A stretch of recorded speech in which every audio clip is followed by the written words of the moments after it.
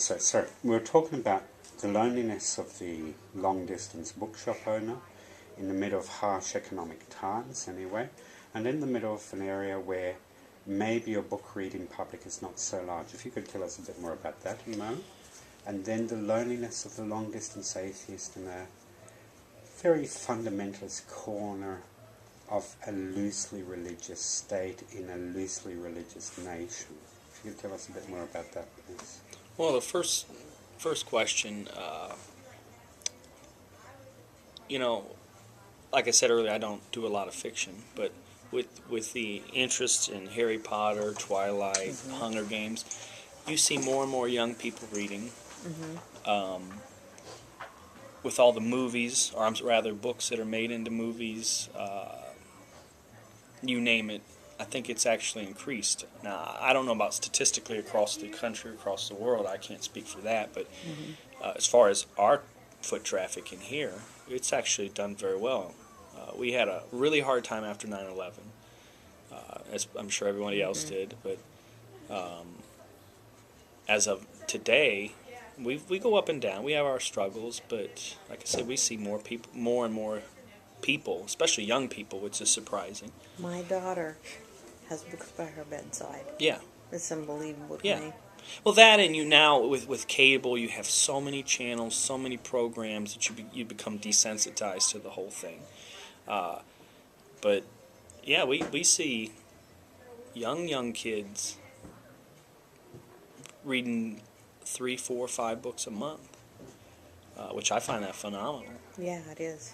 Plus the schools, at least around here, have really started to get away from, and I love classics, I'm not saying anything about that, but they've really started to get away from just that, and they've started to include, Stephen King, and like we got a couple teachers that are actually doing the Hunger Games books, much to some of the parents' chagrin, but nonetheless, and I think that all helps. But yeah, I mean, you have your moments, but I think overall it's very satisfying. As far as his second question, that's a little bit harder. It's like I said, it's very lonely. Yeah.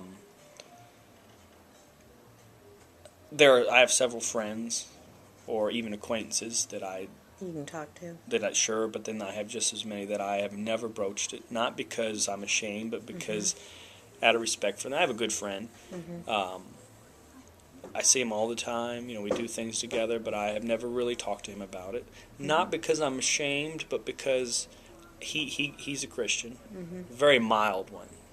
I've never even really heard him speak about it, but I know him and his wife attend church and whatnot. But I don't go there with him because, one, he's not that kind of person. He's not a jerk, And despite whatever he believes, I think he's a good person, and why confuse the issue? Well, if that subject is just not part of your friendship as a rule, there's no need. I understand that. I do fight the impulse to bring it up with everyone, though. But as far as customer base or strangers,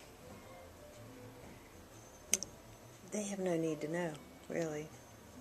Well, I'd be a liar. I guess it's part of my nature is everybody who walks in and wants such and such on prayer or the power of the Holy Spirit or a book by Joyce Meyer or whatever, it makes my skin, I just cringe. It makes my skin crawl, and I'm trying to get over that because I don't feel that that's right for my own moral sense. But I don't think it's right to just assume because you believe in one thing that you're an idiot, even though I do think that's true with most of them. But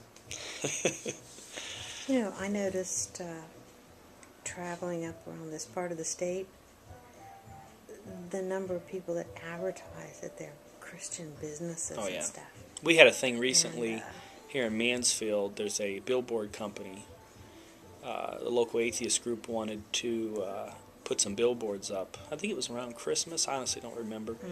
And man, was it such a stink. Last minute, they canceled it, which was really the objection, contrary to what the newspaper reported. But it was quite the big deal. And if you went on the local paper's website, the number of people that, like, they advertise on billboards every day, ironically, but the way that they went on and on about it, if Lind, that was the name of the company, had done that, they would boycott them. But that's pretty typical around here. I wasn't surprised by it. How do you ask what you would like to know from other atheists? Do you want to